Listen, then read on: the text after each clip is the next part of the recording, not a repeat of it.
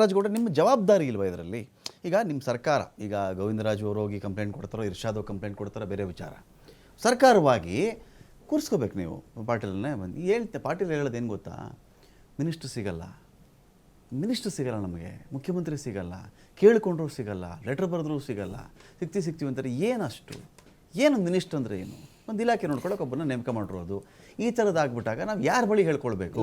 ನನ್ನ ಲೆಟ್ರಿಗೆ ಒಂದು ವ್ಯಾಲ್ಯೂ ಇಲ್ಲ ಇಲ್ಲಿ, ನಾನು ಯಾಕೆ ಗೆದ್ದೆ ಹಂಗಾದ್ರೆ ಅಂತ ಅವ್ರ ಪಾಯಿಂಟ್. ಅವ್ರ ಅಸಮಾಧಾನ ಇದೆ ಸ್ವಾಮಿ, ಅವ್ರದ್ದು ಅಸಮಾಧಾನ ಇದೆ, ನಾನು ಒಪ್ಕೊಂತೀನಿ. ಈಗ 140 ಶಾಸಕರಲ್ಲಿ ಒಂದು 3-4 ಜನಕ್ಕೆ ಅಸಮಾಧಾನ ಇರಬಹುದು. ಮುಖ್ಯಮಂತ್ರಿಗಳು ಸಿಗಲ್ಲ ಅಂತ ಯಾರು ಹೇಳಿದ್ರೆ ಅದು ಶುದ್ಧ ಸುಳ್ಳಾಗುತ್ತೆ. ಓಕೆ, ಮಂತ್ರಿಗಳು ಸಿಗಲ್ಲ ಅಂದರೆ ಮಂತ್ರಿಗಳು ಇಡೀ ರಾಜ್ಯದಲ್ಲಿ ಇರ್ತಾರೆ. ಅವ್ರು ಬಂದಾಗ ಜಿಲ್ಲಾವಾರು ಟೂರ್ ಮಾಡ್ತಿರ್ತಾರೆ. ಅವ್ರನ್ನ ಜಮೀರ್ ಅವ್ರಿಗೆ ಬಳ್ಳಾರಿನೇ ಬೇಡ ಅಂತ ಹೇಳ್ತಾರಂತೆ. ಆಮೇಲೆ ಅದು ಎಲ್ಲ ಕಡೆ ಅಸಮಾಧಾನ ಇದ್ದೇ ಇರ್ತವೆ, ಸಣ್ಣ ಪುಟ್ಟ ಅಸಮಾಧಾನ ಇದ್ದೇ ಇರ್ತವೆ. ಅದನ್ನ ಸೀರಿಯಸ್ ಅಂತ ಬಳ್ಳಾರಿಗೆ ಬರಲ್ಲ, ಅಡ್ರೆಸ್ಸೇ ಮಾಡಲ್ಲ. ನೋಡಿ, ಪ್ರತಿ ಮಂತು ದಿನೇಶ್ ಗುಂಡೂರಾವ್ ನಂಗೆ ಮಂಗಳೂರೇ ಬೇಡ, ಏನಕ್ಕಿದು ಈ ಗಲಾಟೆ? ಇಲ್ಲ, ಆ ಥರ ಯಾರು ಹೇಳಿಲ್ಲ. ಚಾಲೆಂಜ್ ಆಗಿ ತಗೊತಾರೆ. ನೋಡಿ, ಇಲ್ಲಿ ನಮ್ಮಲ್ಲಿ ಇರ್ತಕ್ಕಂಥ ಮಂತ್ರಿಗಳಿದಾರಲ್ಲ, ಕೆಲವರು ಸಮಸ್ಯೆಗಳಿದ್ದಾವೆ, ಚಾಲೆಂಜ್ ಆಗಿ ತೊಗೊಂಡು ಕೆಲಸ ಮಾಡ್ತಾರೆ. ಆ ಕೇಪಬಿಲಿಟಿ ಎಲ್ಲ ಮಂತ್ರಿಗಳಿಗೂ ಇದೆ. ಇವರು ಪ್ರತಿ ತಿಂಗಳು ಬಳ್ಳಾರಿಗೆ ಹೋಗಿರೋದು ನಾವು ನೋಡಿದ್ದೀವಿ. ಪ್ರತಿ ತಿಂಗಳು ಎಲ್ಲೂ ಬಿಡ್ದಂಗೆ ಮಿಸ್ ಮಾಡ್ದಂಗೆ ಹೋಗೋದು ನೋಡಿದ್ದೀವಿ. ಕಾರ್ಯಕರ್ತರನ್ನು ಮೀಟ್ ಮಾಡೋದು ನೋಡಿದ್ದೀನಿ, ಕಾಂಗ್ರೆಸ್ ಕಚೇರಿಗೆ ಹೋಗಿರೋದು ನೋಡಿದ್ದೀನಿ, ಜಿಲ್ಲಾಧಿಕಾರಿ ಕಚೇರಿ ಕೂತ್ಕೊಂಡು ಮೀಟಿಂಗ್ ಮಾಡೋದು ನಾವು ನೋಡಿದ್ದೀವಿ. ಈವನ್ ಮಂಗಳೂರಲ್ಲೂ ಅದೇ ರೀತಿ. ಆದರೆ ಅವ್ರು ಸಣ್ಣ ಪುಟ್ಟ ಅಸಮಾಧಾನ ಇದ್ದರೆ ಅದನ್ನು ವ್ಯತಿರಿಕ್ತವಾಗಿ ಹೇಳಿಕೆ ಕೊಡೋ ಮುಖಾಂತರ ಮುಜುಗರ ತರಕ್ಕೆ ಬದಲಾಗಿ ಮುಖ್ಯಮಂತ್ರಿಗಳ ಭೇಟಿ ಮಾಡಬಹುದು. ಮುಖ್ಯಮಂತ್ರಿಗಳು ಸದಾ ಅವೈಲೇಬಲ್ ಇದ್ದಾರೆ ಬೆಂಗಳೂರಲ್ಲಿ, 24/7 ಅವೈಲೇಬಲ್ ಇದ್ದಾರೆ. ಇವತ್ತು ಕೂಡ ಕೆಲವು ಶಾಸಕರನ್ನ ಬರೋಕ್ಕೆ ಹೇಳಿದ್ದಾರೆ, ಯಾರ್ಯಾರಿಗೆ ಅಸಮಾಧಾನ ಇದೆ ಅವರಿಗೆಲ್ಲ ಏನೇ ಇದ್ರು ಬಂದು ಮಾತಾಡಿ ಅಂತ. ಬಂದು ಅವ್ರ ಮುಖ್ಯಮಂತ್ರಿಗಳು ತಾವು ನಿವೇದನೆ ಎಲ್ಲ ಹೈಕಮಾಂಡ್ ಎಲ್ಲ ವಾರ್ನಿಂಗ್ ಮಾಡಿ ನಿಮಗೆಲ್ಲ ಅಲ್ಲಿ ಬೈದ್ ಕಳಿಸಿ ಯಾಕೆ ಹಿಂಗೆ ಮಾಡ್ತಾ ಇದ್ದೀರಿ ಅಂತ ಹೇಳಿ, ಇದೆಲ್ಲ ಆದ್ಮೇಲೆ ಆಗೋ ಬೆಳವಣಿಗೆಗಳ ಇದು. ನಾವು ಮೀಟಿಂಗ್ ಮಾಡ್ತಾ ಇದ್ದೀವಿ, ನಾವು ಸಿಗ್ತಾ ಇದ್ದೀವಿ ಅಂತ ಫೋಟೋಗಳು ಬರೋದು, ಆಮೇಲೆ ರಿಲೀಸ್ ಆಗೋದ ಫೋಟೋಗಳು. ಒಂದೇ ಅಂದರೆ ನೋಡಿ, ಮುಖ್ಯಮಂತ್ರಿಗಳನ್ನ ಯಾರು ಬೇಕಾದ್ರೂ ಮೀಟ್ ಮಾಡ್ಬೋದು. Okay, available. ಅದು ಶಾಸಕರಂತೂ ನೇರವಾಗಿ ಅವ್ರ ಮನೆಗೆ ಎಂಟರ್ ಆಗ್ಬೋದು.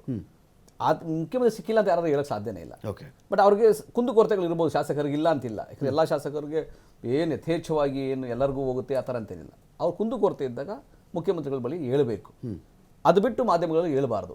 ಇದು ಸ್ಪಷ್ಟ. ಅದಕ್ಕೆ ಮುಖ್ಯಮಂತ್ರಿಗಳು ಇವತ್ತು ಯಾವ್ಯಾವ ಶಾಸಕರುಗಳಿಗೆ ಧ್ವನಿ ಬಂದಿತ್ತು, ಈ ಥರ ಭಿನ್ನವಾದ ಧ್ವನಿ, ಸಣ್ಣ ಪುಟ್ಟ ಅಸಮಾಧಾನಗಳು, ಅಪಸ್ವರಗಳು ಬಂದಿತ್ತು, ಎಲ್ಲರನ್ನು ಕರೆದಿದ್ದಾರೆ, ಅವ್ರಿಗೆ ತಿಳಿ ಹೇಳ್ತಾರೆ. ಆಮೇಲೆ ಎಲ್ಲಾದರೂ ಸಮಸ್ಯೆಗಳಿದ್ರೆ ನೋಡಿ, ಭ್ರಷ್ಟಾಚಾರ ಅನ್ನೋದು ಬೇರೆ, ಭ್ರಷ್ಟಾಚಾರ ಕಾಂಪ್ರಮೈಸ್ ಆಗೋದು ಬೇಡ. ಆದರೆ ಅಸಮಾಧಾನಗಳು ಬೇರೆ ರೀತಿಯಾಗಿ ರಾಗಗಳಾಗಿ ಆಗೋದು, ಮತ್ತೆ ಅಸಮಾಧಾನವನ್ನ 5,000 ತಗೊಂಡ್ರು 10,000 ತಿರುಗಿಸ್ಬಿಟ್ಟಿದ್ದಾರೆ. ಅನುದಾನದ ಅಸಮಾಧಾನವನ್ನ ಹಿಂಗೆ ತಿರುಗಿಸಿದ್ದಾರೆ ಅಂತ ನನ್ನ ಅನಿಸಿಕೆ ಪ್ರಕಾರ ಆ ಥರ ಆಗಿರಬಹುದು. ಆದರೆ ಅಥವಾ ಯಾರೋ ಅವ್ರಿಗೆ ಹೇಳಿರ್ಬೋದು, ದೂರು ಕೊಟ್ಟಿರ್ಬೋದು. ಶಾಸಕರು ಸುಮ್ಮನೆ ಅಂತ ಹೇಳಕ್ಕಾಗಲ್ಲ, ಯಾರೋ ಒಬ್ರು ದೂರು ಕೊಟ್ಟಿರ್ಬೋದು ಅಂತ 5,000 ರೂಪಾಯಿ ಯಾರೋ ಕೇಳ್ದ ಪಂಚಾಯತಿ ಮೆಂಬರು ಸದಸ್ಯ ಅಂತ ಸಹಾಯವಾಣಿ ಶುರು ಮಾಡಿ, ಸಿಂಗಲ್ ವಿಂಡೋ ಸಿಸ್ಟಮ್ ಶುರು ಮಾಡಿ ಸ್ವಾಮಿ. ಈ ಥರದ ಜನ ಇದ್ರೆ ಹೇಳ್ರಪ್ಪ, ಒಂದು ಫೋನ್ ನಂಬರ್ ಸರ್ಕಾರದ ಕಡೆಯಿಂದ. ಎಲ್ಲೆಲ್ಲಿ ಈ ಥರದ್ದು ವಸತಿಯಲ್ಲಿ ನಿಮ್ಗೆ ಯಾರಲ್ಲ ಲಂಚ ಕೇಳದ್ನ, ಅವನ ಹೆಸರೇನು, ಅವ್ನು ಯಾವಾಗ ಕೇಳ್ದ, ಫೋನ್ ಮಾಡ್ರಪ್ಪ, ಮೊಬೈಲ್ ನೋಟ್ ಮಾಡ್ಕೊಳ್ರಪ್ಪ, ಬಗ್ಗೆ ಸಿಂಪ್ಲೆಸ್ಟ್ ವೇ ಅಲ್ವಾ? ಒಂದು ವ್ಯವಸ್ಥೆ ಇದೆ. ಎಲ್ಲಿ ಅಕಸ್ಮಾತ್ PDO ಕೆಲಸ ಮಾಡಲ್ಲ ಅಂದ್ರೆ EO ಮಾಡ್ತಾರೆ. ಓಕೆ, ಗ್ರಾಮ ಪಂಚಾಯತಿ ಮೆಂಬರ್ ಮಾಡಲಾರ ಅಲ್ಲಿ ಜಿಲ್ಲಾ ಪಂಚಾಯತ್ ಇರ್ತಾರೆ. ಗ್ರಾಮ ಪಂಚಾಯತಿನಲ್ಲೇ ಆಡಳಿತದಲ್ಲಿ ಇರ್ತಕ್ಕಂಥ ಸದಸ್ಯ ಮಾಡಲಾರ ವಿರೋಧ ಪಕ್ಷ ಸದಸ್ಯರು ಇರ್ತಾರೆ. ಆ ಥರ ವ್ಯವಸ್ಥೆ ಅಷ್ಟು ದುರ್ಬಲ ಏನಾಗಿಲ್ಲ. ಬಟ್ ಇವರು ಏನೇ ಅಸಮಾಧಾನ ಇದ್ರು ಮುಖ್ಯಮಂತ್ರಿಗಳು ತರಬೇಕು. ಅಕಸ್ಮಾತ್ ಅವ್ರಿಗೆ ಭ್ರಷ್ಟಾಚಾರದ ಯಾವ್ದಾದ್ರು ಮಾಹಿತಿ ಬಂದಿದ್ರೆ ಅದನ್ನು ಕೂಡ ದೂರಾಗಿ ಹೇಳ್ಬೇಕು, ಅದು ಮುಖ್ಯಮಂತ್ರಿಗಳಿಗೆ ಅಥವಾ ಇಲಾಖೆಗೆ ದೂರು ಕೊಡಬೇಕು, ಅಥವಾ ಯಾರಿಗಾರು ದೂರು ಕೊಡಬೇಕು, ಅದಂತೂ ಸ್ಪಷ್ಟ. ಬಟ್ ಈ ತರ ಗೊಂದಲವನ್ನ ಮೂಡಿಸುವಂಥದ್ದು ಅನಗತ್ಯ ಮತ್ತೆ ಅನಾವಶ್ಯಕ. ಬಿಜೆಪಿಯವರಲ್ಲಿ ನಾಯಕತ್ವದ ಕೊರತೆಯಾಗಿ ಅವ್ರು ಮಲಗಿದ್ದಾರೆ. ಬಿಜೆಪಿನಲ್ಲಿ ಯಡಿಯೂರಪ್ಪರನ್ನ ಮೂಲಗುಂಪು ಮಾಡಿದ್ರು, ಇವಾಗ ಈಚೆ ತಂದವರೇ ವಿಜೇಂದ್ರನ ಕಿತ್ತಾಕ್ಬೇಕು ಅಂತ ಅವರೊಳಗೆ ಹೋರಾಟ ಮಾಡ್ತಾ ಇದ್ದಾರೆ. ಅಶೋಕನ ಕಿತ್ತಾಕಿ ಸಿಟಿ ರವಿ, ಸುನೀಲ್ ಕುಮಾರ್ ಕೊಡಬೇಕು, ವಿಜೇಂದ್ರ ಕಿತ್ತಾಕಿ ಸಿಟಿ ರವಿ ಕೊಡಬೇಕು ಅಂತ ಅವರೊಳಗೆ ಪ್ರಯತ್ನ ನಡೀತಾ ಇದೆ. ಆ ನಾಯಕತ್ವ ಇಲ್ಲದ ಮಲಗಿರ್ಬೇಕಾದ್ರೆ ನಾವು ಸುಮ್ಮನೆ ಏನೋ ಈ ಥರದ ಒಂದು ಬೇರೆ ವಿಷಯ. MB ಪಾಟೀಲ್ರು, ಜಾರಕಿಹೊಳಿ ಇವರೆಲ್ಲ ಏನ್ ಮಾಡ್ತಿರೋದು? ಈಗ ಅವರೆಲ್ಲ ಒಳ್ಳೆ ಆಳ್ವಿಕೆ ಕೊಡ್ತಾ ಇದ್ದಾರೆ. ಮಂತ್ರಿಗಿರಿ ಇವತ್ತಿನ ಡೆವಲಪ್ಮೆಂಟ್ ಕೇಳ್ತಾ ಇದ್ದೀನಿ ನಾನು, ಯಾರು ರೇಸಲ್ಲಿ ಇಲ್ವಾ? ನೋಡಿ, ಕೆಲವು ತೀರ್ಮಾನಗಳು ಹೈಕಮಾಂಡ್ ಅಲ್ಲಿ ಇರ್ತದೆ, ನಮ್ಮ ಕೈನಲ್ಲಿ ಇರಲ್ಲ, ಇಲ್ಲಿರಲ್ಲ.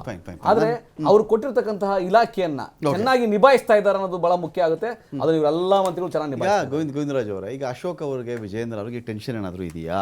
ನಮ್ಮ ಅಧ್ಯಕ್ಷಗಿರಿ, ವಿರೋಧ ಪಕ್ಷದ ನಾಯಕನ ಸ್ಥಾನ ಅಲ್ಲಾಡ್ತಾ ಇದೆ, ಇನ್ನೊಂದು ಟರ್ಮ್ ಕೊಟ್ಟುಬಿಡಿ, ಮುಂದುವರಿಸ್ಬಿಡಿ. ಈ ಒಂದು ಬ್ಯುಸಿನಲ್ಲಿ ತುಂಬ ಇಂಪಾರ್ಟೆಂಟ್ ಇಶ್ಯೂಗಳು ಸಿಕ್ಕ ಹೊರತಾಗಿಯೂ ಕೂಡ ದೊಡ್ಡ ಮಟ್ಟದ ಒಂದು ಹೋರಾಟ ನಡೆಯಲ್ಲ. ಸರ್ ನನಗೆ ಇನ್ನೊಂದು ಸಮಸ್ಯೆ ಹೇಳ್ಬಿಡ್ತೀನಿ ನಾನು ನಿಮಗೆ ಗೋವಿಂದರಾಜು ಅವರೇ. ಈಗ ಇವತ್ತೇನೋ ಈ ಸಮಸ್ಯೆ ವಸ್ತು ಸಮಸ್ಯೆ ಅಂತ ಬರುತ್ತೆ. ಹೋರಾಟಕ್ಕೆ ನೀವು ದಿನಾಂಕ ನಿಗದಿ ಮಾಡೋದು ಹೆಂಗಿರುತ್ತೆ ಅಂದರೆ ಜುಲೈ 2ನೇ ವಾರ, ಜುಲೈ 3ನೇ ವಾರದಲ್ಲಿ ಒಂದು ಹೋರಾಟ ಮಾಡ್ತೀವಿ ಅಂದರೆ ಜನ ಮರ್ತೇ ಬಿಟ್ಟು ಇನ್ಯಾವುದೋ ಇಶ್ಯೂ ಬಂದಿರ್ತದಾಗ. ಸರ್ ನಾವು ಮಾಡಿರ್ತಕ್ಕಂಥದ್ದೆಲ್ಲ ಜನಪರ ಹೋರಾಟಗಳು. ಓಕೆ. ಕಾಂಗ್ರೆಸ್ನವ್ರಿಗೆ ಏನಾಗಿದೆ ಅಂದ್ರೆ ಇವತ್ತೊಂದು ಸರ್ಕಾರವಾಗಿ ಹೇಗಿರಬೇಕು ಹೇಗೆ ನಡ್ಕೊಬೇಕು ಅನ್ನೋದು ಮರ್ತ್ಬಿಟ್ಟು ಅವ್ರ ಕುರ್ಚಿ ಕಾಲನ ಇವ್ರು ಎಳಿತಾ ಇದ್ದಾರೆ. ಡಿ ಕೆ ಶಿವಕುಮಾರ್ ಕುರ್ಚಿನ ಸಿದ್ದರಾಮಯ್ಯನವ್ರು ಎಳಿತಾ ಇದ್ರು ಜಗ್ಗಾಟದಲ್ಲಿ. ಇವತ್ತು ಇಡೀ ರಾಜ್ಯದಲ್ಲಿ ಏನ್ ಬೇಕಾದ್ರೂ ನಡ್ಕೊಂಡು ಹೋಗ್ಲಿ, ಭ್ರಷ್ಟಾಚಾರಕ್ಕೆ ಜಾಸ್ತಿ ಆಗ್ಲಿ, ಬೆಲೆ ಏರಿಕೆ ಜಾಸ್ತಿ ಆಗ್ಲಿ, ಇಲ್ಲಿ ಗ್ಯಾರಂಟಿ ಕೊಟ್ಬಿಟ್ಟಿದಿಂದ ಎಲ್ಲ ಶಾಸಕರುಗಳು ಹೇಳೇ ಬಿಟ್ರು ನಮ್ಗೆ ಯಾವ್ದು ಕೆಲಸ ಇಲ್ಲಪ್ಪ ಈ ಗ್ಯಾರಂಟಿಗಳಿಂದ ನಾವೆಲ್ಲ ಮಲ್ಕೊಂಡ್ಬಿಟ್ಟಿದ್ವಿ. ಟಿಪ್ಪು ಷಡಕ್ಷರ ಹೇಳಿದ್ರು, ಅವ್ರದೇ ಶಾಸಕರುಗಳು. ಅದೇ ಶಿವಗಂಗಾ ಬಸವರಾಜು ಅವ್ರೆಲ್ಲ ಮಳೆ ಬಂದಾಗನೆಲ್ಲ ಒಂದು ರೋಡ್ ಮಾಡಕ್ ಆಗ್ತಾ ಇಲ್ಲಪ್ಪ ಈ ಸರ್ಕಾರದಲ್ಲಿ, ಏನು ನನಗೆ ಅನುದಾನ ಬರ್ತಾ ಇಲ್ಲ ಅಂತ ಹೇಳ್ಬಿಟ್ಟು ಅವ್ರದೇ ಶಾಸಕರು ಹೇಳಿರ್ತಕ್ಕಂಥ ವಿಚಾರ. ಸೊ ಅದೇ ರೀತಿ ಇವತ್ತು ಬೇಲೂರು ಗೋಪಾಲಕೃಷ್ಣ ಅವ್ರು ಹೇಳಿದ್ರು, ವಸತಿ ಸಚಿವರಾದಂತ ಜಮೀರ್ ಖಾನ್ ಅವ್ರು ರಾಜೀನಾಮೆ ಕೊಟ್ಟು ತನಿಖೆ ಎದುರಿಸೋದು ಒಳ್ಳೇದು ಅಂತ ಹೇಳಿದ್ರು. ಇದೆಲ್ಲ ಹೇಳಿ ಇವತ್ತು ದೊಡ್ಡ ಭ್ರಷ್ಟಾಚಾರ ನಡೀತಾ ಇದೆ ಅಂತ ಹೇಳಿದ್ರು ಅವ್ರದೇ ಶಾಸಕರು ನಮ್ಗಿಂತ ಹೆಚ್ಚಿನಾಗ ಅವರು ಹೇಳ್ತಾ ಇದ್ದಾರೆ. ಇವತ್ತು ನಾವು ಹೋರಾಟಗಳು ತಗೊಂಡು ಹಗಲು ರಾತ್ರಿ ನಾವು ಫ್ರೀಡಂ ಪಾರ್ಕ್ ಅಲ್ಲಿ ಇರ್ತಕ್ಕಂಥ ಅವಕಾಶದಲ್ಲಿ ದೊಡ್ಡ ಹೋರಾಟ ಮಾಡಿ ಜನರ ಏನ್ ಸಮಸ್ಯೆ ಆಗ್ತಾ ಇದೆ ಅಂತ ಗಮನ ಸೆಳೆಯುವಂತ ಕೆಲಸ ಮಾಡಿದ್ರು. ನೀವು ಕಿವಿ ಕೇಳಿಸ್ದಂಗೆ ಮಂಡ್ರ ತರ ಇವತ್ತು ಈ ಸರ್ಕಾರ ನಡೆಸ್ತಾ ಇದ್ದೀರಾ, ಆಯ್ತಾ? ಅದೇ ರೀತಿ ಮೂಡ ವಿಚಾರದಲ್ಲಿ ಬೆಂಗಳೂರಿಂದ ನಾವು ಮೈಸೂರವರೆಗೂ ಪಾದಯಾತ್ರೆ ಮಾಡಿದ್ವಿ. ಯಾರಿಗೋಸ್ಕರ? ಅದು ನೀವು ಮಾಡಿರ್ತಕ್ಕಂಥ ಭ್ರಷ್ಟಾಚಾರದ ಏನು ಮೂಡ ಹಗರಣದಲ್ಲಿ ಇಷ್ಟು ದೊಡ್ಡ ಹಗರಣ ನಡೆದಿದೆ ಅಂತ ಬಿಟ್ಟು ಜನರಿಗೆ ತೋರ್ಸಕ್ಕೋಸ್ಕರ ಮಾಡಿದ್ದ ಹಗರಣ ಇದು. ಒಟ್ಟು ಏನು ಅಂದ್ರೆ ಇವತ್ತು ವಿರೋಧ ಪಕ್ಷನೂ ಬೇಡ, ಜನರು ಹೇಳೋದು ಬೇಡ, ಶಾಸಕರು ಹೇಳೋದು ಬೇಡ ಅಂತ ಹೇಳ್ಬಿಟ್ಟು ನೀವು ಡಿಸೈಡ್ ಮಾಡ್ಬಿಟ್ಟು ನಿಮ್ಮ ಬೇಕಾದ ರೀತಿಯಲ್ಲಿ ನೀವು ಆಡಳಿತ ಮಾಡಕ್ಕೆ ಹೋಗ್ತಾ ಇದ್ದೀರಾ. ಜನರಿಗೆ ಇವತ್ತು ರಕ್ತ ಇರುವಂತ ಕೆಲಸ ನೀವು ಮಾಡ್ತಾ ಇದ್ದೀರಾ. ಜನರಿಗೆ ಯಾವ್ದಾದ್ರು ಇಡೀ ರಾಜ್ಯದಲ್ಲಿ ನಾನು ಇಂತ ಒಂದು 10 ಕೆಲಸ ಮಾಡಿ ಈ ರಾಜ್ಯವನ್ನ 2 ವರ್ಷದಿಂದ ಕೇಂದ್ರ ಬಡವರ ಮನೆಗಳ ವಿಚಾರದಲ್ಲಿ 1.5 ಲಕ್ಷ ಕೇಂದ್ರ ಕೊಡುತ್ತೆ. ನಾವು ಪದೇ ಪದೇ ಬಾಯಿ ಬಡ್ಕೊಳ್ತಾ ಇದ್ದೀವಿ. 1.5 ಲಕ್ಷ ಆ ಕಡೆಯಿಂದ ಕೊಟ್ಬಿಟ್ಟು GST ರೂಪದಲ್ಲಿ 1,30,000 ಮತ್ತೆ ಕೇಂದ್ರಕ್ಕೆ ಕಿತ್ಕೊಂಡ್ಬಿಡುತ್ತೆ. ಇದನ್ನ ಮಾಡಬೇಡಿ ಅಂತ ನಾನು ಹೇಳಿದ್ರಾಗಿಯೂ ಮಾಡ್ತಾರೆ ಅಂತ 1.5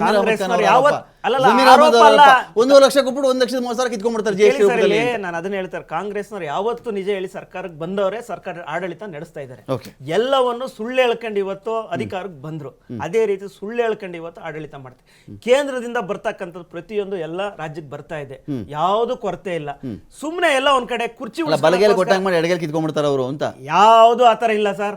ನಿಜವಾದ ಫಲಾನುಭವಿಗಳಿಗೆ ಏನ್ ಸಲ್ಬೇಕೋ ನಮ್ಮ ಇರ್ತಕ್ಕಂಥ ಅಜೆಂಡಾ ಕಟ್ಟ ಕೊಟ್ಟಿಲ್ಲ ಅಂದ್ರೆ ಜಮೀರ್ ನೀವು ಇವ್ರ ನಾನು 9 ಲಕ್ಷ ಮನೆ ಲೆಕ್ಕ ಕೊಡ್ತೀನಿ, ಇವ್ರು ಒಂದೇ ಒಂದ್ ಮನೆ ತೋರಿಸ್ಬಿಡ್ಲಿ ನನಗೆ, ಇವ್ರ ಮನೆನೂ ಕೊಡಲ್ಲ ಏನು ಕೊಡಲ್ಲ, ಬಾಯಿ ಮಾತಲ್ಲಿ ಮಾತಾಡ್ತಿರ್ತಾರೆ.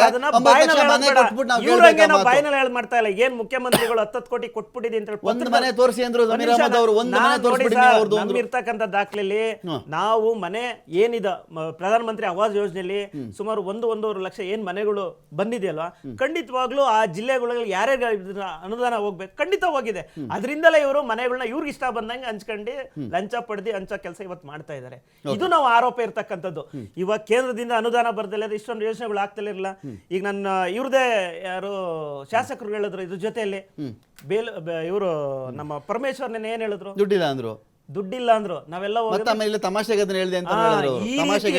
ಇವ್ರದೇ ಕ್ಯಾಬಿನೆಟ್ ಇರ್ತಕ್ಕಂಥ ಮಂತ್ರಿಗಳು ಹೇಳಿದ್ರು, ಕಿವಿ ಕೇಳಿಸ್ದಂಗ್ ಕೂತಿದ್ದಾರೆ.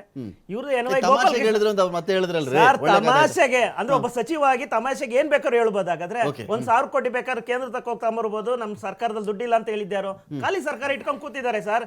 ಗ್ಯಾರಂಟಿಗಳು ಹೆಸರು ಹೇಳ್ಬಿಟ್ಟು 56,000 ಕೋಟಿ ನಾವು ಕೊಡ್ಬೇಕು ಅಂತ ಹೇಳಿದ್ರ ಜೊತೆಲಿ 2 ಲಕ್ಷಕ್ಕಿಂತ ಜಾಸ್ತಿ 2 ಲಕ್ಷ ಕೋಟಿಗಿಂತ ಜಾಸ್ತಿ ಸಾಲ ಮಾಡಿ ಯಾರಿಗೆ ಕೊಟ್ರಾಗಾದ್ರೆ? ಯಾವ ಯೋಜನೆ ಕೈಗೊಂಡಿದ್ದಾರೆ? ಗ್ಯಾರಂಟಿ ಚೆಕ್ ಮಾಡ್ಕೊಂಡ್ರೆ ಈಗ ಗೋವಿಂದರಾಜು ಅವರೇ 4 ಲಕ್ಷ ಕೋಟಿ ಚಿಲ್ಲರೆ ಬಜೆಟ್, ಹೌದು, ಒಂದು 52,000 ಕೋಟಿ ಗ್ಯಾರಂಟಿ ಹೋಯ್ತು. ಅದಕ್ಕೆ ಬೆಲೆ ಜಾಸ್ತಿ ಮಾಡಾಗಿಲ್ಲ. 3.5 ಲಕ್ಷ ಕೋಟಿ ದುಡ್ಡು ಹಂಗಾದ್ರೆ ಏನಕ್ಕೂ ಖರ್ಚು ಮಾಡದೆ ಒಂದು ರಾಜ್ಯ ಸುಮ್ಮನೆ ಕೂತಿರುತ್ತಾ? ಕೊಳಿತಾ ಇರ್ತದ ಸರ್? ಹಾಗಾದ್ರೆ ಎಲ್ಲಿ ಖರ್ಚು ಗ್ಯಾರಂಟಿಗೆ 3 ಲಕ್ಷ ಕೋಟಿ ಏನಾದ್ರು ಆಗ್ಬೇಕಲ್ಲ, ಅದು ಕೊಡ್ಬೇಕಲ್ಲ ಸರ್. ನೋಡಿ ಅದನ್ನೇ ಹೇಳ್ತಾ ಇರೋದು. ಇವತ್ತು ಈ ಸರ್ಕಾರದಲ್ಲಿ ನಡೀತಾ ಇರೋದು ಭ್ರಷ್ಟಾಚಾರ ಬಿಟ್ರೆ ದುಡ್ಡನ್ನ ಹೆಂಗ್ ಕಲೆಕ್ಟ್ ಮಾಡ್ಕೊಂಡು ಯಾವ ಇದ್ರ ಮೂಲಕ ಪಡ್ಕೊಂಡು ನಾವು ಕೇಂದ್ರದಲ್ಲಿ 3 ಲಕ್ಷ ಬಜೆಟ್ ಇರೋ ದುಡ್ಡು ನೇರವಾಗಿ ಸಚಿವರ ಖಾತೆಗಳಿಗೆ ಹೋಗಿ ಜಮೆ ಆಗ್ಬಿಡುತ್ತೆ ಅಂತ ನೀವು ಹೇಳೋದು? ಸಚಿವರ ಖಾತೆಗೆ ಹೋಗೋದಿಲ್ಲ, ಎಲ್ಲೋ ಒಂದ್ ಕಡೆ ಯಾವ್ದೋ ರೂಪ ತಾಳಿ ಅದನ್ನ ಎಲ್ಲೋ ಒಂದ್ ಕಡೆ ಮನೆ ಸೇರೋಂತ ಕೆಲಸ ಆಗ್ತಿದೆ.